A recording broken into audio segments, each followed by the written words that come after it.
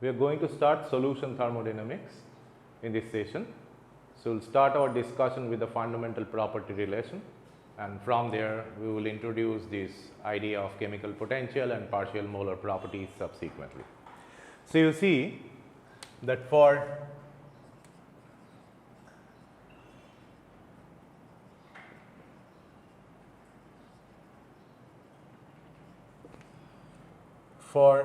a reversible single component system, we can write this del Q reversible, which is TdS, is equal to du plus Pdv. So, here the state function specifically of interest is du, the internal energy. So, that we are going to express as a function of entropy and volume as per the equation. So, we will write that du is equal to TdS minus Pdv, right. So, that is referred as first fundamental property relation. So, this is a fundamental property relation.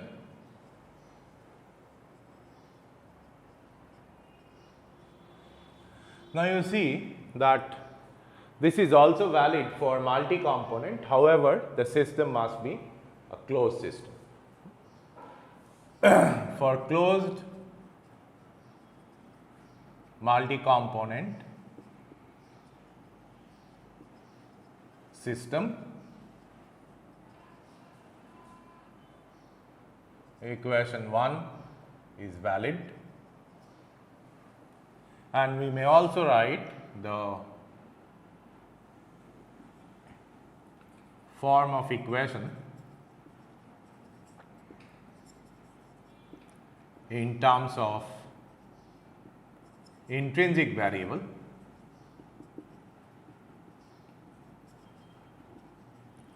that is here U is the total internal energy of the system. Now, that we can write as N into U.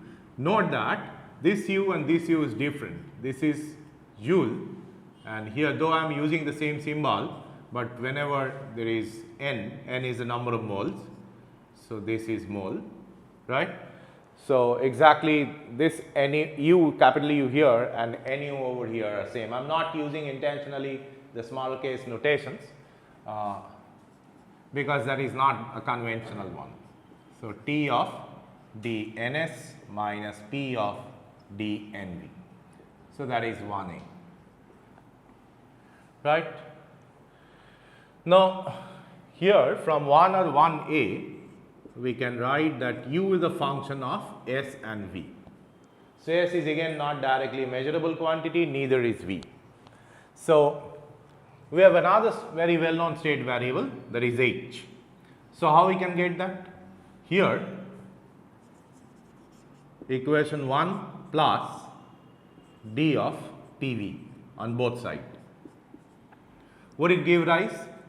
D of U plus d of Pv is definitely d of H, and that is equal to TdS minus Pdv plus d of Pv. Necessarily it gives you TdS plus Vdp. So, this is 2, and in intrinsic variable form we can write NH T d of Ns plus Nv dp, that is 2A. So, again here H is a function of S and P. P is a canonical variable, but S is not. So, our objective will be to introduce a state variable which will be a function of canonical variable, because that through this state variable we will try to what will be the overall approach into this solution thermodynamics, why we are doing this. The thing is, we already have introduced two state variable H and U previously. So, we try to now write that H is a function of what? H is a function, we have got entropy and pressure, U is a function of entropy and volume. So, that is not sufficient. Why?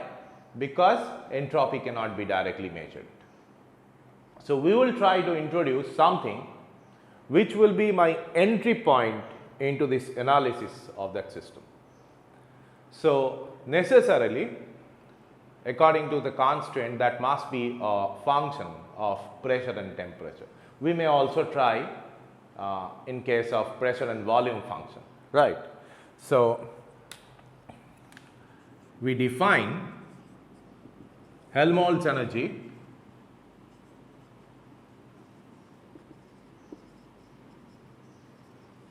A as U minus Ts. So, what we will do? Equation 1 plus d of, or rather minus of dTs, right. So, what it will give rise to?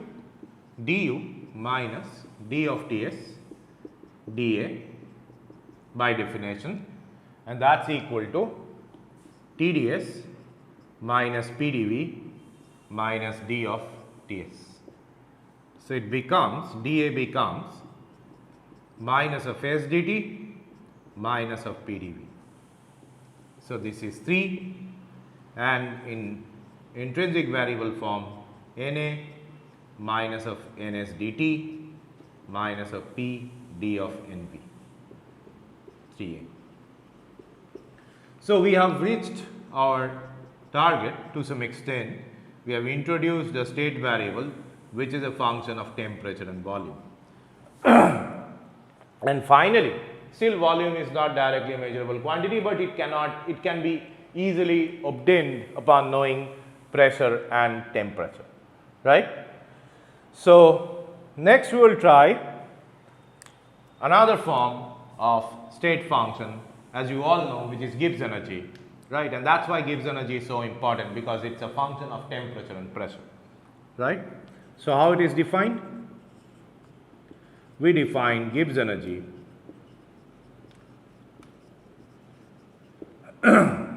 G as H minus Ts. So, equation 2 minus d of Ts. Equation 2 is for enthalpy.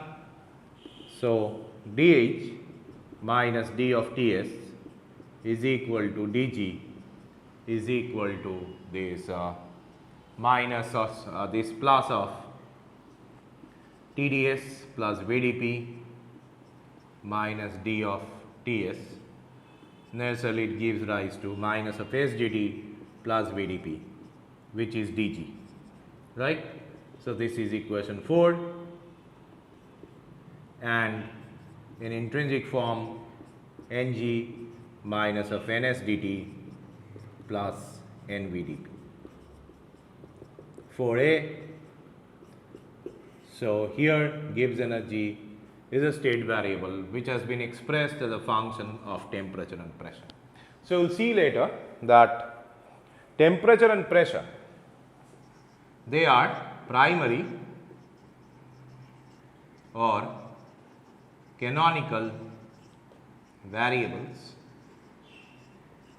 of a system, right. So, if I know the temperature and pressure theoretically, not from this equation, we must be able to calculate the Gibbs energy of a non-ideal system, multi-component system, which is closed one according to this equation. And that is why Gibbs energy is an entry point to the different property measurement of a multi-component system, right. And accordingly we call Gibbs energy as a generating function, because through this Gibbs energy we will see later that we will be able to measure these other properties like enthalpy, entropy, internal energy, etc., etc. So, Gibbs energy, that is why it is called generating function, right. And sometimes you see that we have a tendency in different from this perspective of numerical magnitude, that we often convert this equation into a dimensionless form, Okay. So, the dimensionless, this will be massively used later, form of Gibbs energy.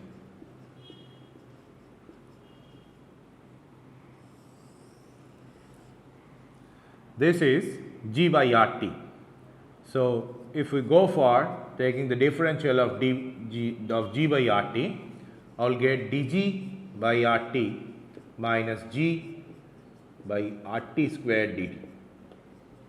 So, dG is equal to, you see, minus of S dt plus VdP divided by RT, and G is equal to H minus Ts divided by RT square dt. So, that will simplify to V by RT dP minus H by RT square dt. So, that is G by RT, the dimensionless functional form. We can also write it as d of Ng by RT in intrinsic variable as Nv by RT dP minus Nh by RT square dt. So, this is equation 4b or 4 prime, and this is 4 prime a, right, the dimensionless forms. Now, you see, this is going to give you a theoretical framework for the solution thermodynamics, but actually these are not working equations. However, these equations, these fundamental property relation, this is the first fundamental property, second, the third and the fourth one, right. From this fundamental property relation, we can get a very important, 4 very important relation in solution thermodynamics, and one of which we have used in calculating the Joule-Thomson coefficient, and that we are talking about actually the Maxwell relation. You see,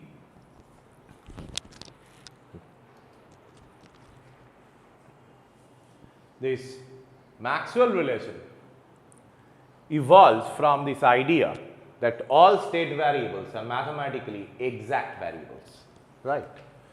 So, exact variable means if I have a variable z which is a function of x and y, right, and you are expressing this differential of z dz as m dx plus n dy, then we can establish that if z is exact, it has got a property that del m del y is equal to del n del x.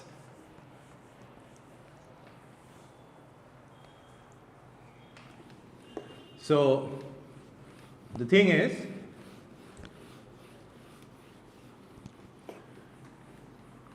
we will use that exactness of a state variable. So, what are the fundamental property relation?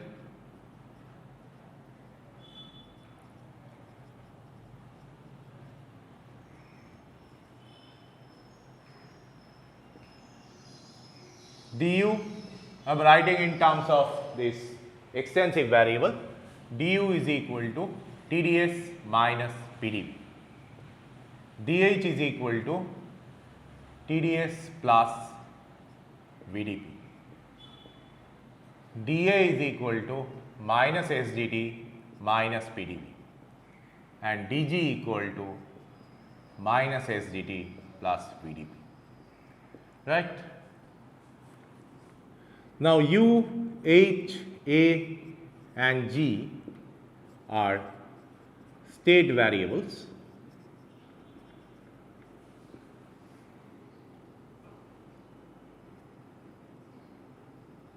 So, they must be exact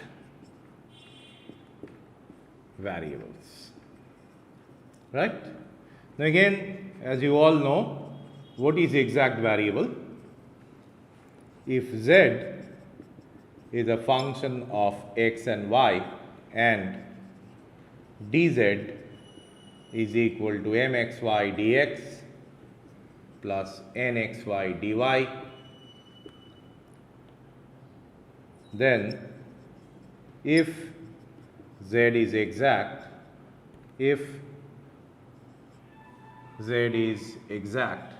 then del m del y is equal to del n del x. Right. So definitely here the same relation will be valid. So accordingly we get from here del t del v, del t del v, and this will be at constant x, this will be at constant y. So del t del v at constant s is equal to minus of del p del s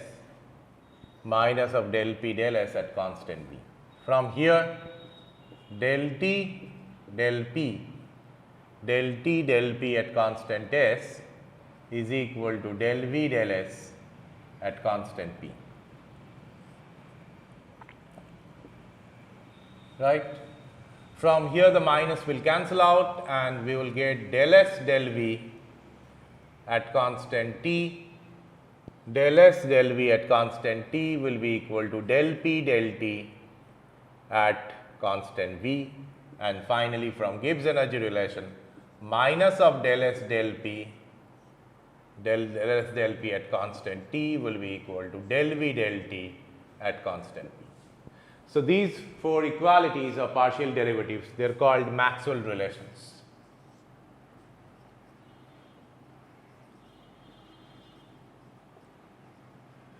So Maxwell relations, we have seen the utility in getting the expression, the measurable expression of Joule-Thomson coefficient. Here we can also extend that idea, like, see, we want to calculate du. Du we know that Cv dt plus del u del v at constant t dv, considering u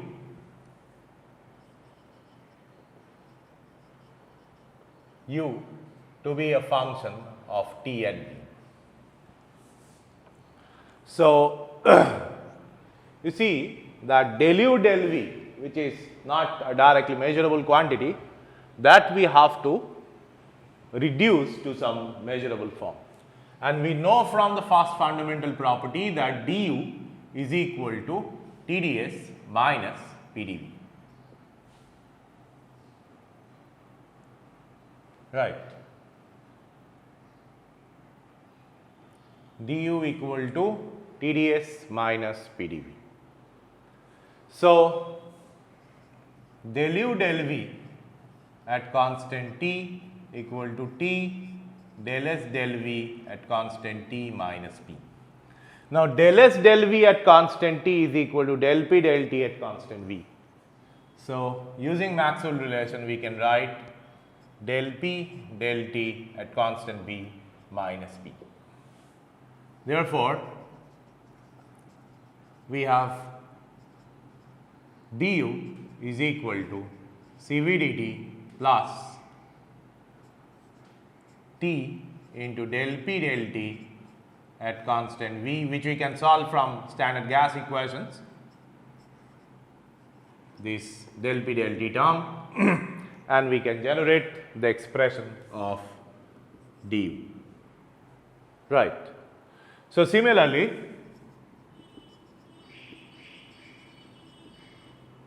dH is equal to the Cp dt, we have solved it for this Joule-Thomson coefficient, plus del H del P at constant T dP. Now you see, again you use the fundamental property relation that dH is equal to TdS plus VdP. So del H del P at constant T is equal to T del S del P at constant T plus V. So del S del P at constant T, del S del P at constant T is equal to minus of del V del T at constant P. So T into del V del T at constant P. And we have the definition of this expansion coefficient as 1 by V del V del T at constant P. So we can write this as V into beta Vt.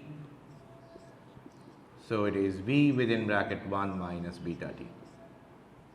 Right. So we have dH is equal to Cp dt plus V 1 minus beta T into dP. So this is one relation. So it's equation 1. This is equation 2. So internal energy and enthalpy we can solve, and similarly we can also solve entropy. So entropy, let's consider it's a function of T and P. Right. So ds is equal to del S del T at constant P dt plus del S del V at constant T, del S del P at constant T dP. Now, from this correlation that del S del P at constant T, we have solved it previously, del S del T at constant P is equal to Cp by T. Right. So ds is equal to Cp dt by T, then del S del P. So del S del P at constant T is equal to minus of del V del T at constant P. So minus of del V del T at constant P dP. So ds we can write as Cp d ln T minus beta into V dP. So we can integrate this equation, and mostly it will be a numerical integration if I know the variation of Cp with respect to temperature and variation of beta and V with respect to pressure. Right. So these are the utilities of Maxwell equation. You see that if you see the mathematical structure, on one side there is a measurable quantity like del T del V or del T del V or del P del T or del V del T, and on the other side you have some derivative of pressure or this volume with respect to entropy, or entropy's derivative with respect to volume or pressure. So these are not measurable quantity. So it relates some measurable partial derivative to a derivative which are not directly measurable. So it gives you a way to probe into that system by which we can get the measurement of its different state variables, which are apparently not being measurable very easily. Right. So just like if it is given, see that we want to calculate the change of enthalpy and entropy of liquid ammonia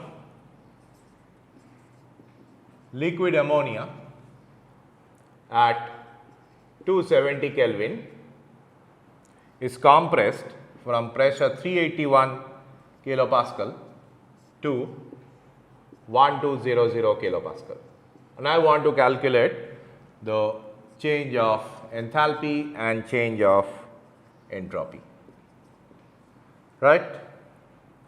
So liquid volume of ammonia, molar volume, here specific volume 1.55 into 10 to the power minus 3 meter cube per kg, it's given to you, and beta, which is also nearly constant, is 2.095 into 10 to the power minus 3 Kelvin inverse. So that's given. Right. So the state 1, you see, state 1 saturated liquid, state 2 it's compressed liquid,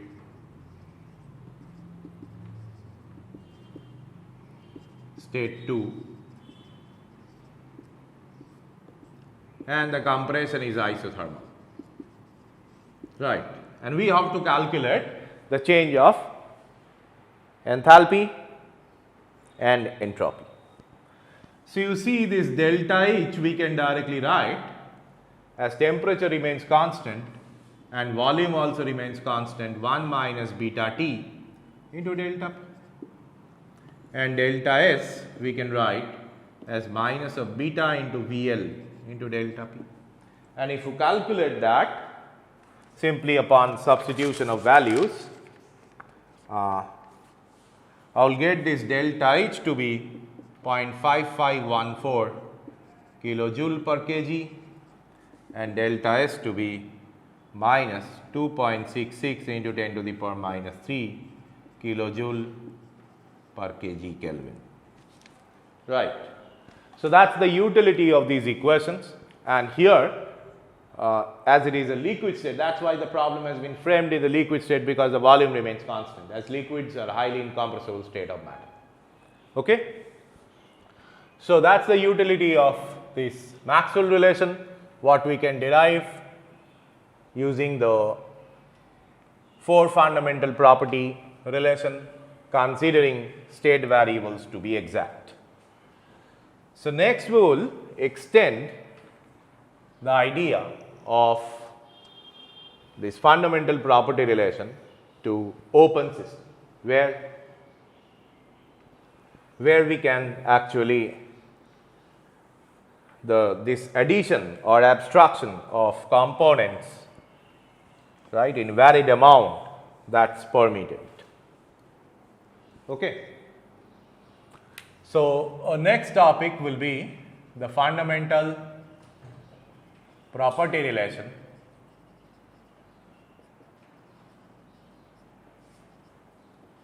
in open system. So, you see here this internal energy Nu will be a function of this, definitely it will be a function of this entropy and volume and N1, N2, Nn, right.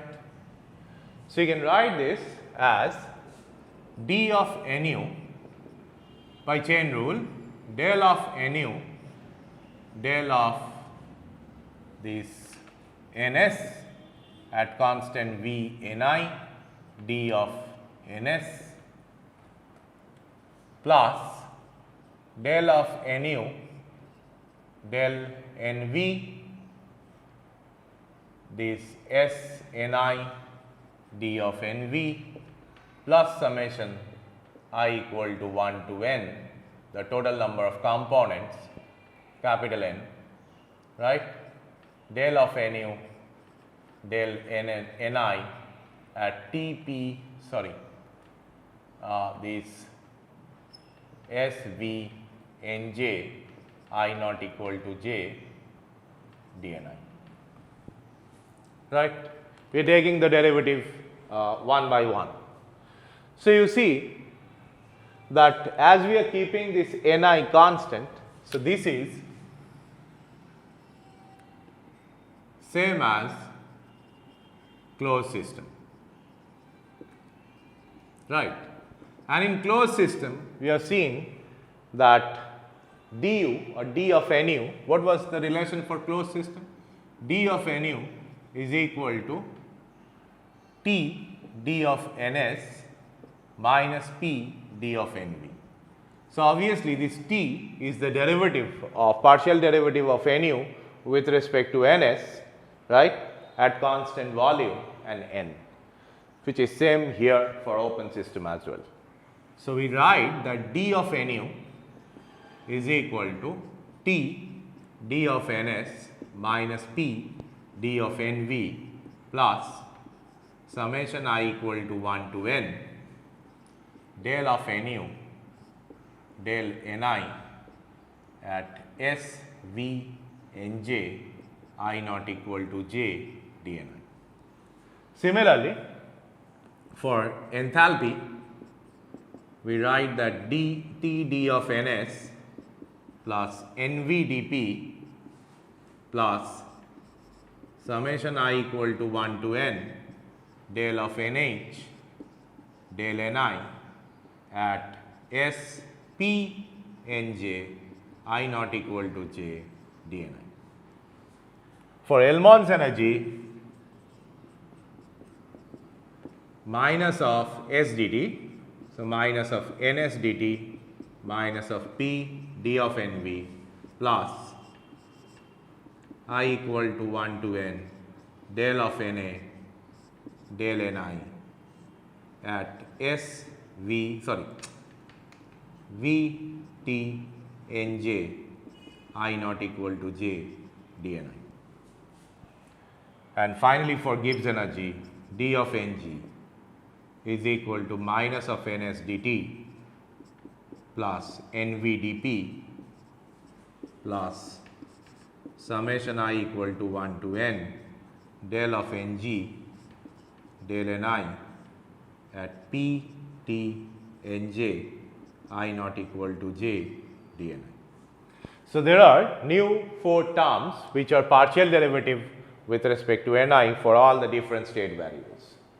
And though I am not going here, there is no scope, but actually these all 4 quantities are same. These quantities, they are identical.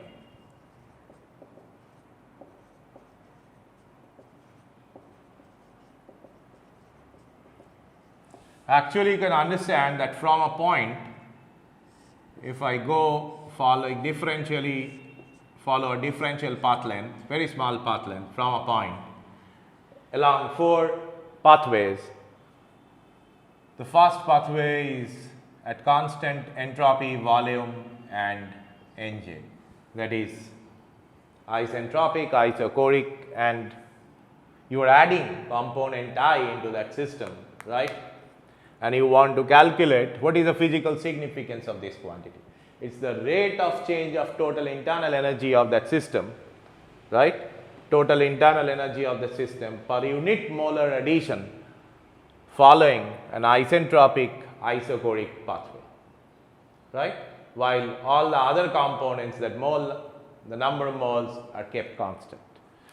So, that is the first pathway. The second pathway is SPNJ. So, this gives rise to U, this is for H, this pathway, that V and T constant gives you A, and P and T constant, that gives you G, right. So, obviously, we can understand that this is the easiest pathway to maintain, isobaric and isothermal, right. And that is why we say that chemical potential, it is a new term we are introducing here. It is all, we define chemical potential with respect to Gibbs energy. However, we can establish, I am not going into the formal proof, that all these partial derivatives are basically equal to chemical potential. We define chemical potential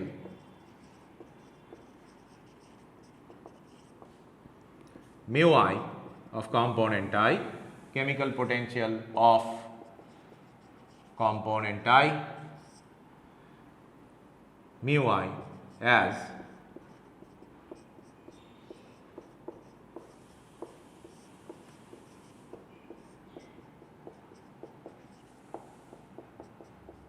rate of change of Gibbs energy per unit molar addition of ith component species under constant temperature, pressure and other mole numbers, right. So, that is the chemical potential. However,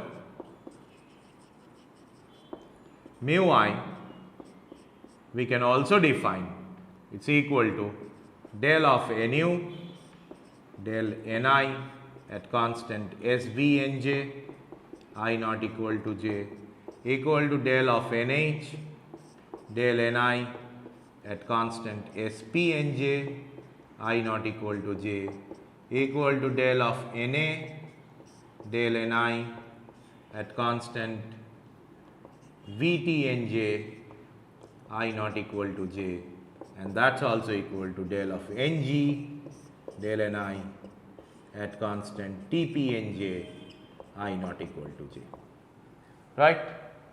So, chemical potentials are all same, right. However, it is defined with respect to the Gibbs energy, because the pathway for the Gibbs energy in accordance with this chemical potential's partial derivative, it is basically the easiest to maintain amongst all these 4, So, you see, for open system we can also think of this dimensionless Gibbs energies. So, d of Ng by RT is equal to Nv by RT, the same as closed system, dP minus Nh by RT square dt plus summation I equal to 1 to n del of Ng by RT del Ni at constant Tp Nj dni I not equal to J. So, as the temperature remains constant, so RT we can take out and we can write that Ng by RT is equal to Nv by RT dP minus Nh by RT square dt plus mu I divided by RT dni with a summation I equal to 1 to n. Right? Because whenever we are taking out this RT, so that will be mu I. So, all this we can write as mu I, this is mu I, and here also mu I. Right. So, that is the fundamental property relation for open system. Now, you see that when discussing in the first class of or first session of thermodynamics, when we have discussed about equilibrium, we have mentioned the thermodynamic equilibrium is basically the simultaneous presence of mechanical, thermal and chemical equilibrium. The condition for mechanical equilibrium we already know from mechanics, where there is no unbalanced force, neither there is any unbalanced moment.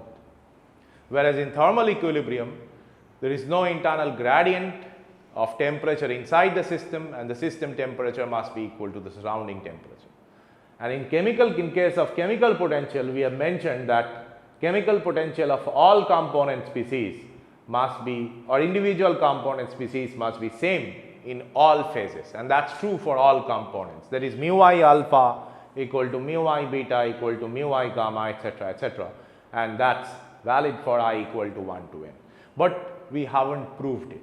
So, here once we have defined formally what is chemical potential, now we will try to establish that condition of chemical equilibrium for a multi-component, multi-phase open system, right, is the equality of chemical potential of in all phases for all the components.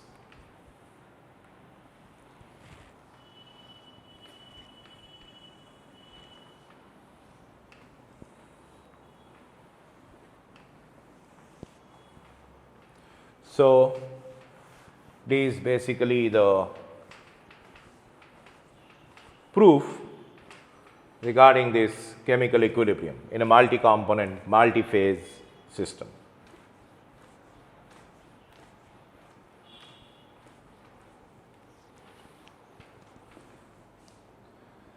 So, our discussion will be about condition of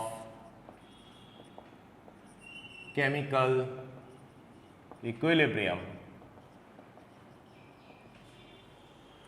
for a multi-component, multi-phase system. See, we are considering a system which consists of two phases, alpha and beta, right, and the mole fractions here of the components are xi superscript alpha, here it is xi superscript beta, or rather not xi, let us write it in terms of number of moles, ni superscript alpha and ni superscript beta, and equilibrium temperature and T and P, right, they are in chemical equilibrium.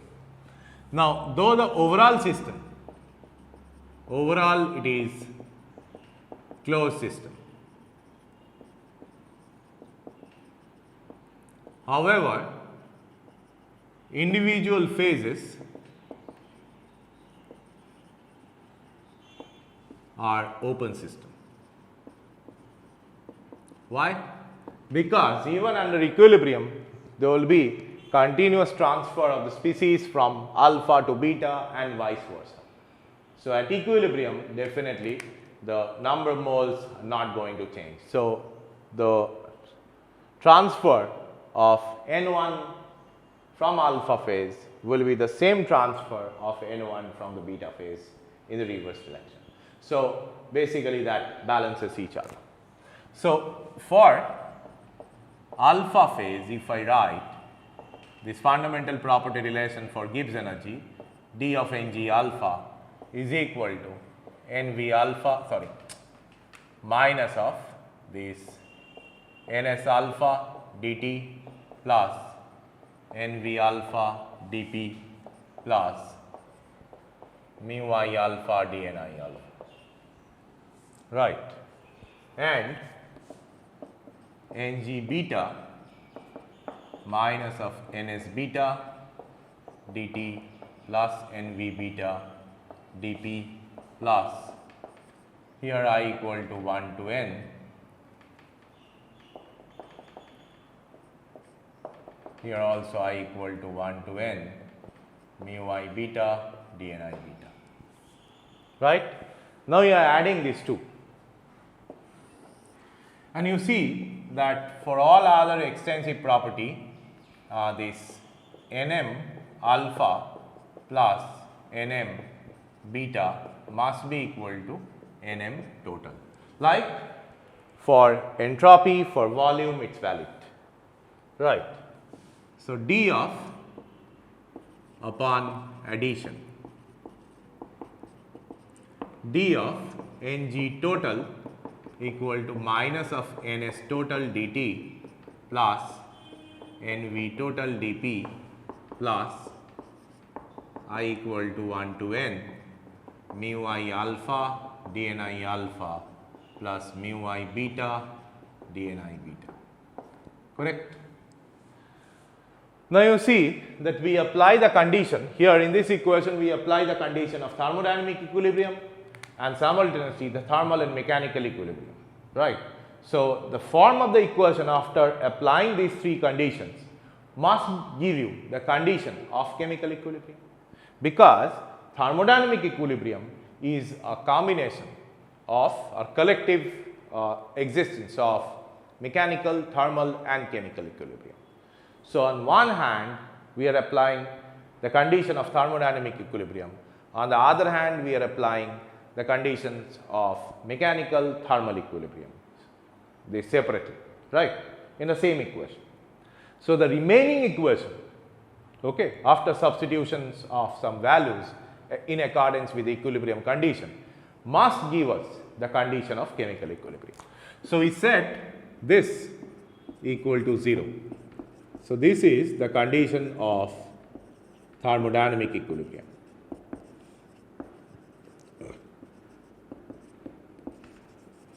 Because Gibbs energy is a function of temperature, pressure and composition, we said the temperature change 0, pressure change 0, that is the mechanical and thermal, the thermal and mechanical. So dt if I set equal to 0, that is thermal equilibrium.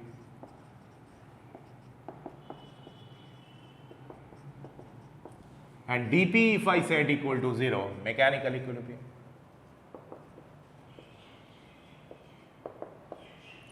So we are left with 0 equal to 1 to n mu I alpha dni alpha plus mu I beta dni beta, right. So now you see this is not finally the working equation for or working condition for chemical equilibrium. Ni alpha plus ni beta equal to ni total, and that is constant because it is a non-reacting system. So this is non-reacting system. We will see later that condition of chemical equilibrium, that equality of chemical potential is valid for reacting system as well. So there is non-reacting system or no reaction, okay, no reaction is taking place. So dni alpha equal to minus of dni beta, right, as this is 0. So 0 equal to mu I alpha minus mu I beta into dni alpha, I equal to 1 to n. And as ni alpha and mu I alpha minus mu I beta are independent of each other, there is no relation basically.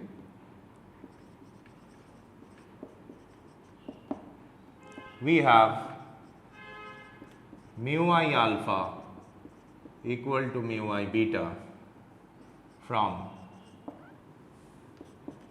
the rule of linear combination.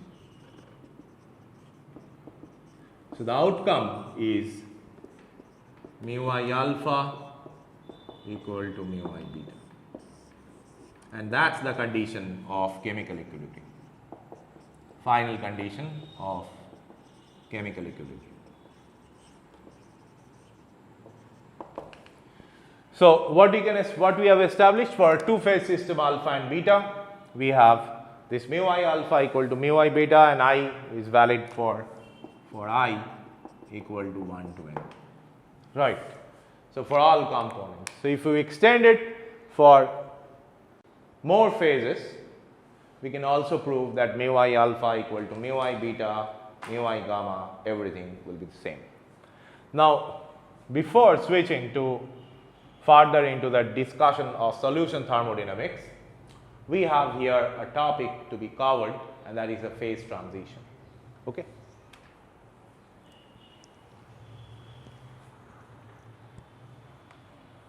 Because it is closely associated to this Gibbs energy.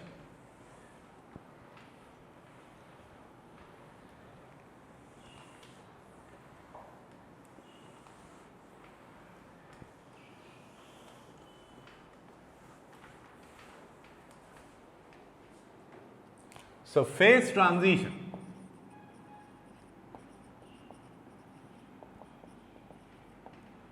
note that in all phase transition,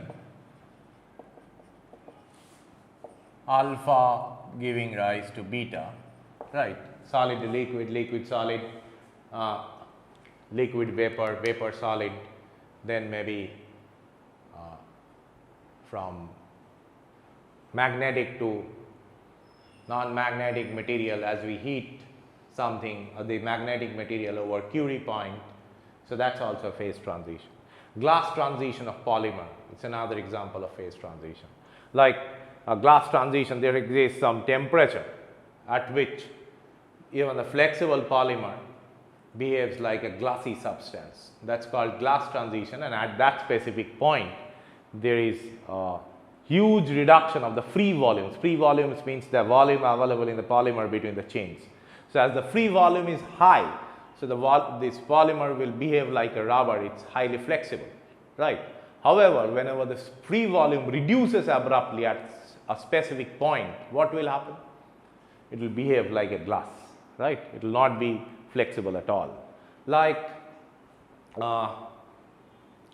some polymers are rubbery or flexible at room temperature, like neoprene. But you take a piece of neoprene and put it in a liquid nitrogen and withdraw it, so it will immediately becomes like a glass. Okay. Or alternatively, this bucket material which is polystyrene, right, and that is glassy at this is not at all flexible at room temperature. But if you go on heating it and above and over 100 degree, it will become flexible like neoprene rubber. So, 100 degree is basically the polystyrene glass transition temperature. So, glass transition is also a kind of phase transition. Okay. So, there are different phase transition does not mean only it is solid to liquid or liquid to vapor or something like that. Okay. It is also valid for different other phenomena like such as the glass transition of temperature or magnetization demagnetization upon heating a material, magnetic material, or cooling a magnetic material across Curie points. So, alpha to beta phase, right. So, in all fast phase transition, Gibbs energy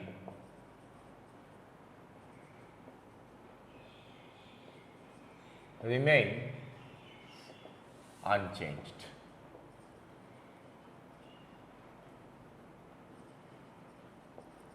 that is G alpha equal to G beta, right. However,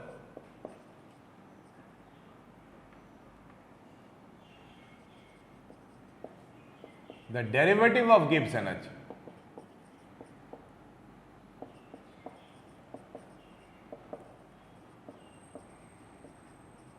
with respect to maybe temperature, with respect to volume, with respect to something else. So, it is del G del X, right, at the point of transition.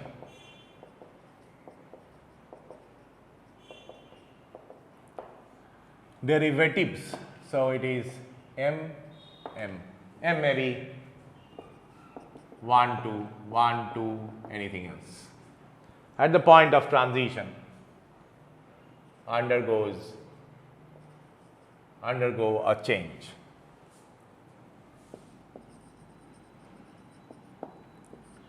Now, if according to this change of the derivative, we classify the entire phase transition. So, if the first derivative changes abruptly over the transition point,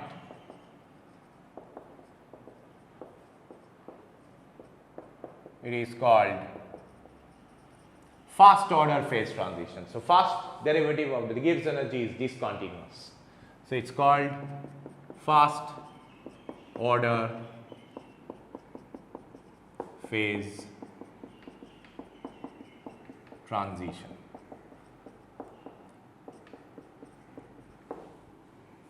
Okay.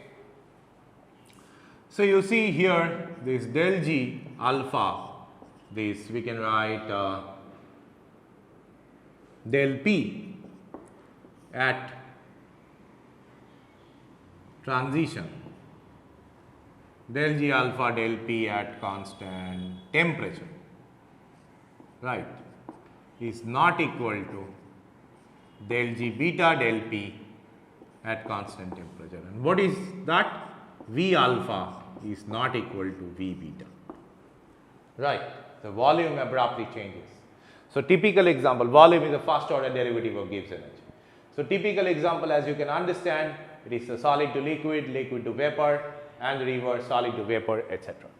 Example,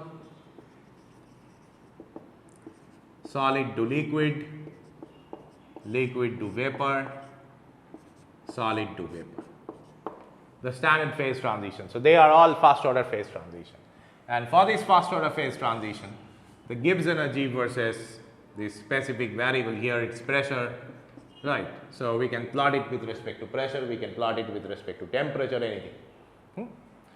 So, this is the transition point. So, it will be like this. It is a derivative discontinuity. So, first order derivative on this side, this is a point of derivative discontinuity.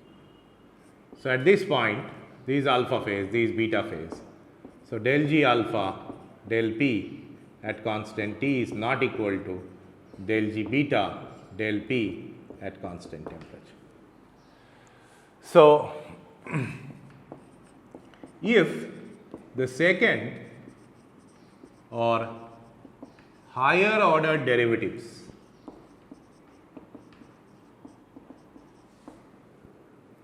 are discontinuous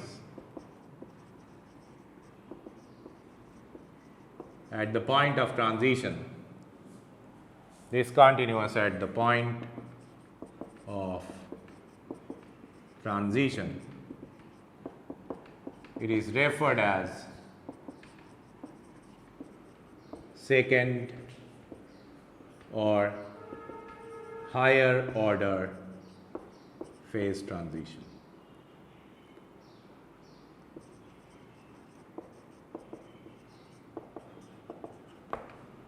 Right. Second or higher order phase transition. Now, you see that Gibbs energy actually, how we have written, minus of S dt plus Vd for a pure system. Now, this is a term that depends on the system.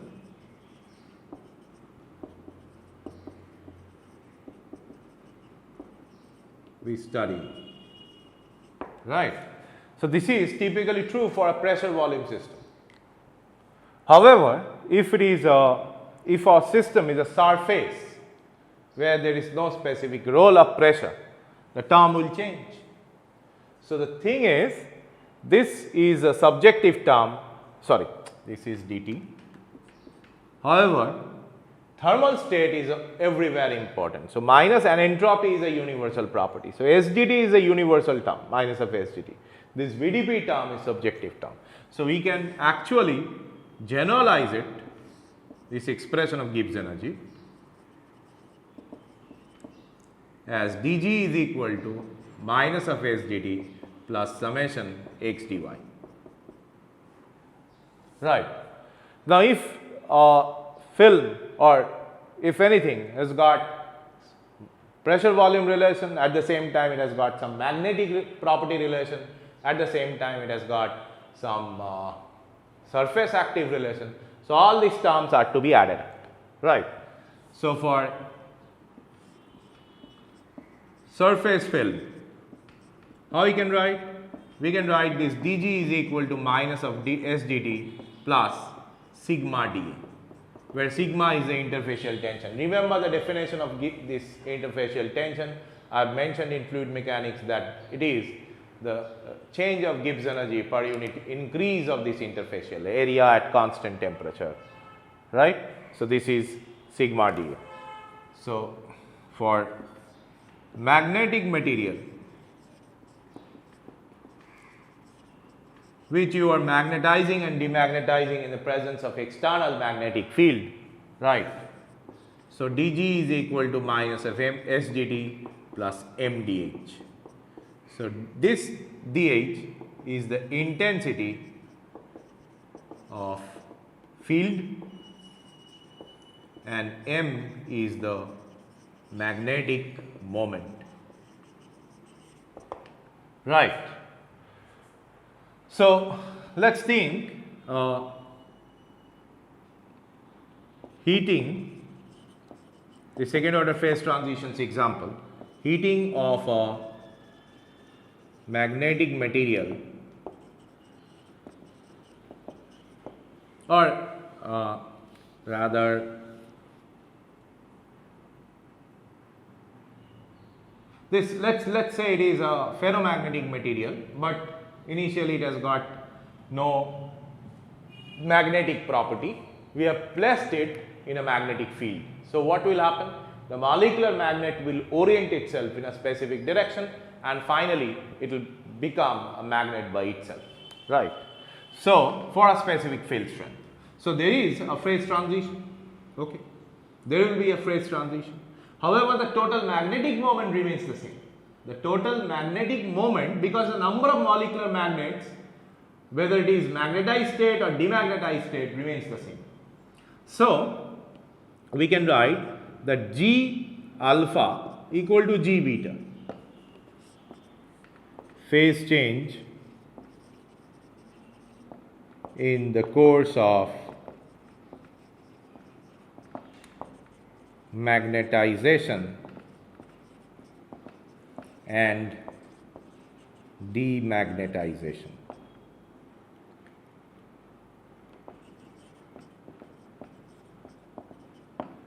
Now, del G alpha del H is also equal to del G beta del H, which is basically equal to magnetic moment.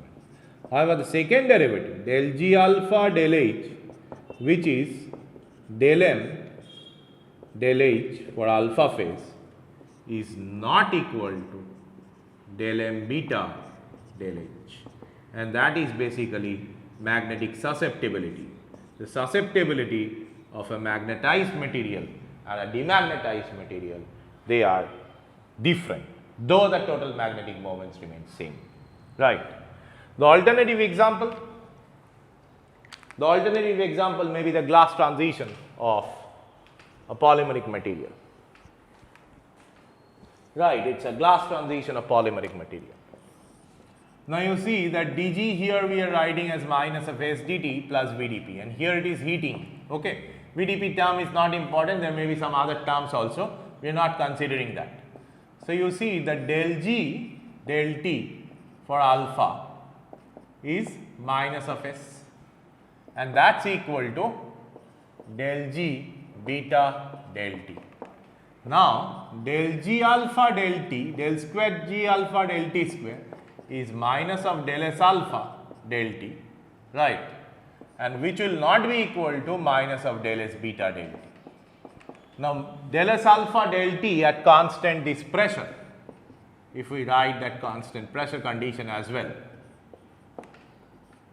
right.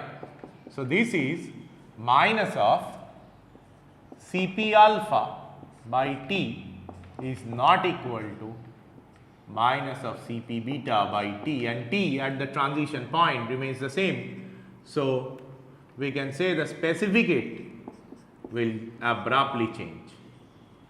Now what will be the tentative curve? What will be the tentative curve for this Gibbs energy?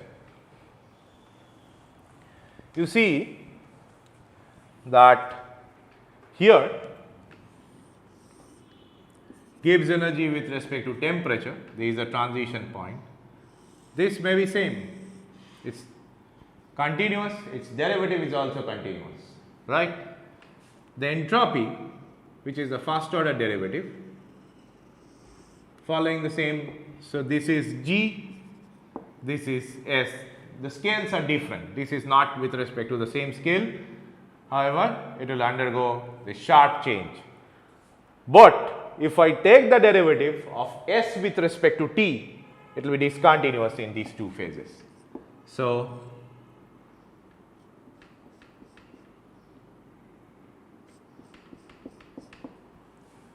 this is Cp alpha by T with a minus sign, and this is Cp beta by T with a minus sign. So they are different, right. So they are discontinuous. First order derivative is Gibbs energy is continuous. Its first order derivative, here it is entropy because we have taken the derivative with respect to temperature, right, that's also continuous.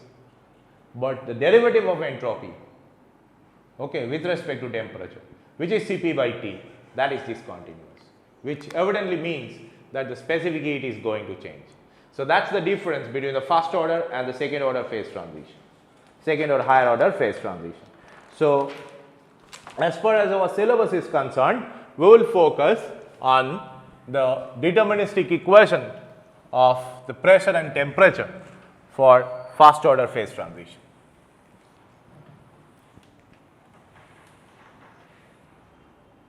So we will try to formulate the universal governing equation for first order phase transition.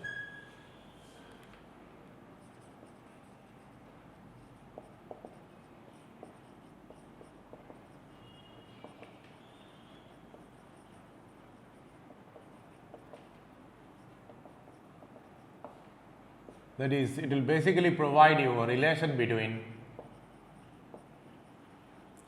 saturation pressure and temperature, right. So you see that G alpha equal to G beta, Gibbs energy is continuous. So dG alpha must be equal to dG beta, taking the differential, and dG alpha is equal to minus of S alpha dt plus V alpha dP sat, saturation pressure, and it is taking place at a specific temperature, right. And here it is minus of S beta dt plus V beta dP sat.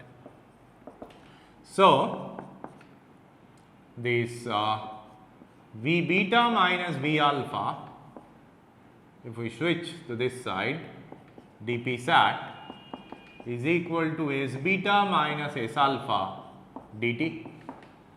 So delta V alpha beta dP sat is equal to delta S alpha beta dt, where delta of alpha beta is equal to the same quantity for beta minus the quantity for alpha.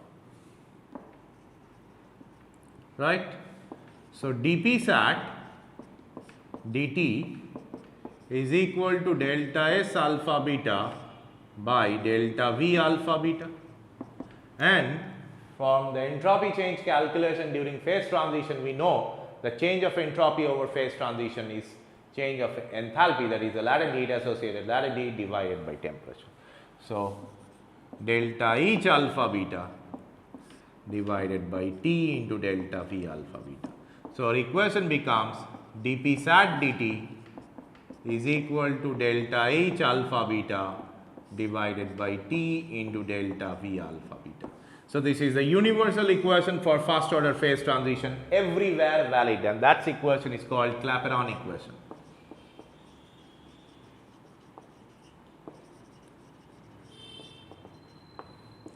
Universally valid for all first order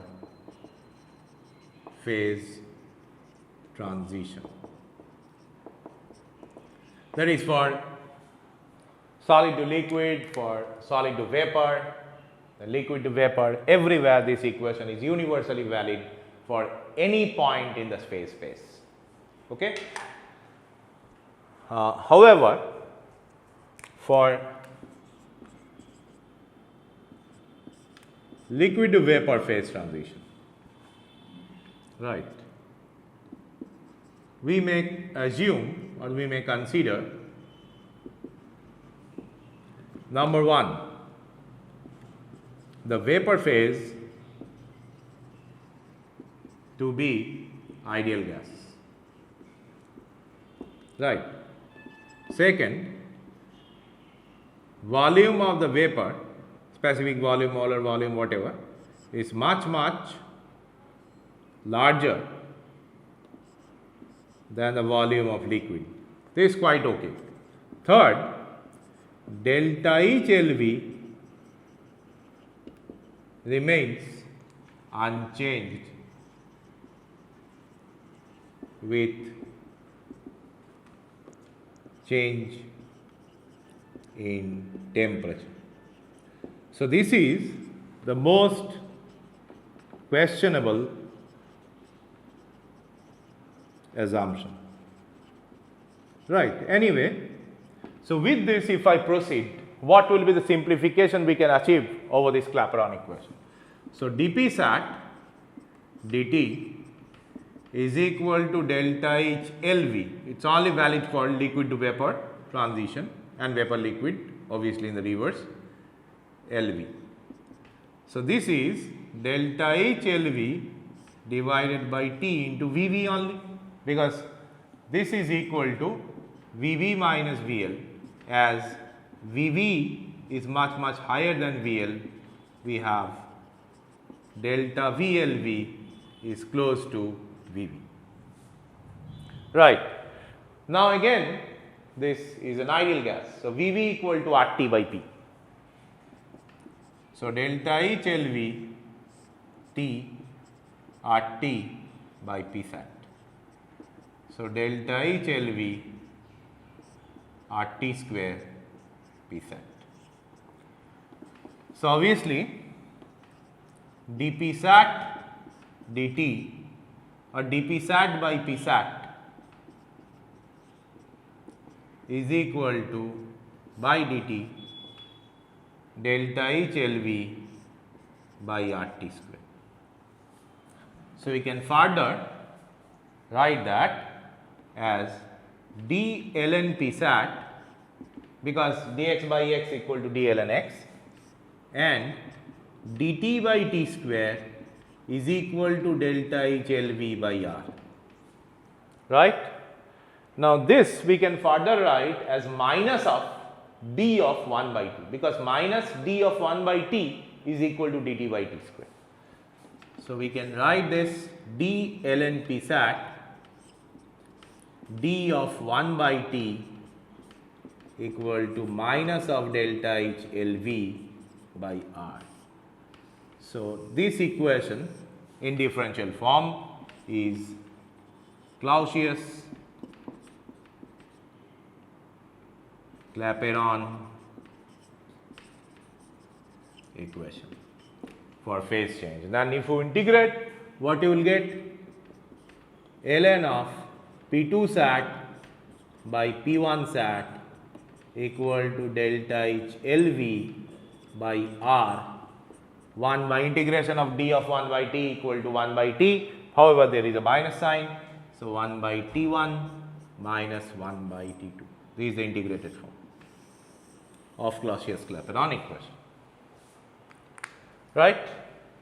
Now, see, this Clausius-Clapeyron equation is not at all valid over the entire vaporization curve.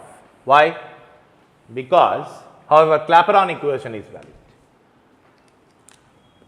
Clausius-Clapeyron equation is valid close to triple point, right, and grossly invalid as we move towards critical point. What is the reason? If you look into the PT space, right, we will again discuss it when we go for equation of state. We know that there are 3 lines here.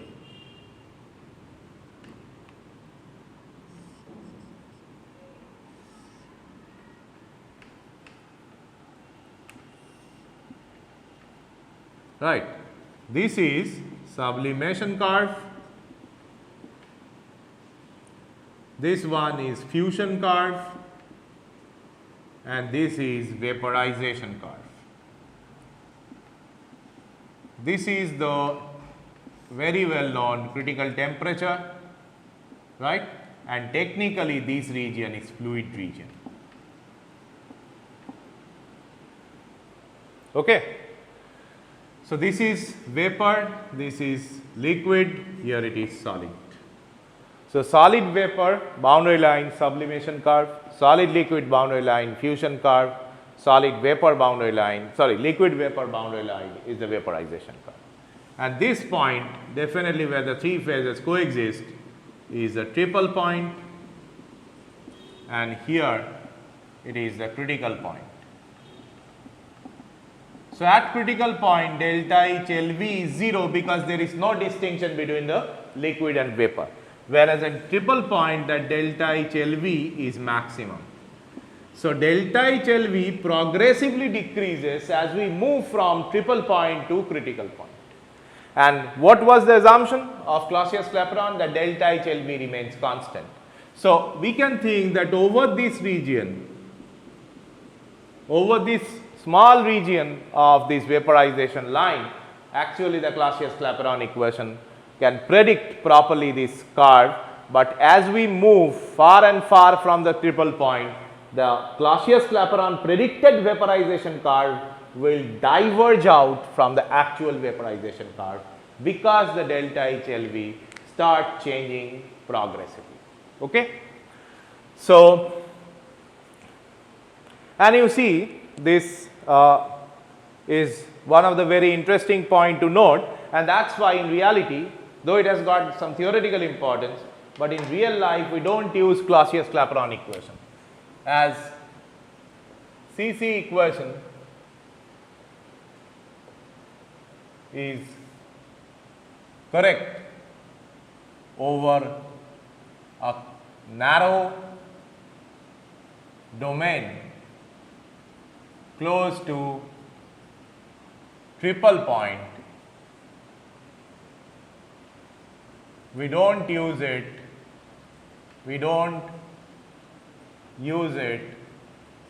for practical purpose.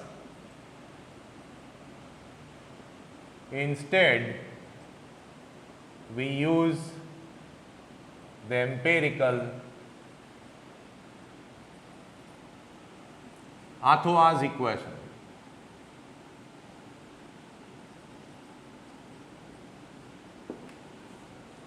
It's not Antoine, it's Athua, it's pronounced as Athua. And what is that? ln p sat equal to A minus B divided by T plus C. Right, where A, B, C are system specific or species dependent constant. A, B and C depends on the specific substance. Right. Now regarding fusion curve, I have something to introspect. Like see, we have the Clapeyron equation as dp sat dt equal to delta H alpha beta divided by T into delta V alpha beta. Now, or rather we can write delta, it is SL, solid to liquid, here also solid to liquid. Generally,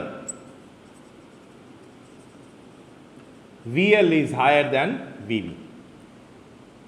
Sorry, VL is higher than VS. So this term is positive. This is also positive because you have to give latitude in order to fuse, right? So it has got dp sat dt, it's positive. It has got a positive slope. But for water, as the volume decreases upon melting, the fusion curve will be something like this for water. Fusion curve. So fusion curve will have negative slope in case of water because this delta V SL, it will be negative. Now you see there are some standard problems, like we will solve it, but what I would like to point out, just like it's a very simple application of Clausius-Clapeyron, like water boils. What is the statement? Water boils at 95 degree. Water boils at 95 degree. Water boils at 95 degree in a hill station. Right. Estimate the approximate altitude. What is H of the hill station, assuming the atmosphere is isothermal. Isothermal atmosphere at 25 degrees Celsius. Right. At mean sea level, the pressure is 1 bar, P sat is 1 bar, and the corresponding T will be 373 Kelvin, because water boils at 100 degree at 1 bar. Okay? And this delta H LV is 2256.94 kilojoule per kg. Now what is to be noted here, that if I write ln P2 sat by 1, P2 sat will be in bar because this 1 is also in bar. Now this 2256.94 kilojoule per kg, but if I write R here, it will be 8.314 joule per mole per Kelvin, right? So this kg and mole, these are to be changed. Okay. So there is a very common silly mistake. So 1 mole equal to 18 gram and 1000 gram equal to 1 kg. So if you multiply it like that, mole cancels out, gram cancels out. So it is 8.314 divided by 18 into 10 to the power 3 joule per kg per Kelvin multiplied by this 1 by T1. So T1, the low temperature, right, this will be at 373 minus 1 divided by 95. So 373 minus 5, so 368. So these are in Kelvin. So from there we can get P2 sat. Okay. P2 sat we get, but P2 sat is not equal to rho GH because the environment is isothermal. So we have to use the barometric distribution law what we have studied in fluid mechanics.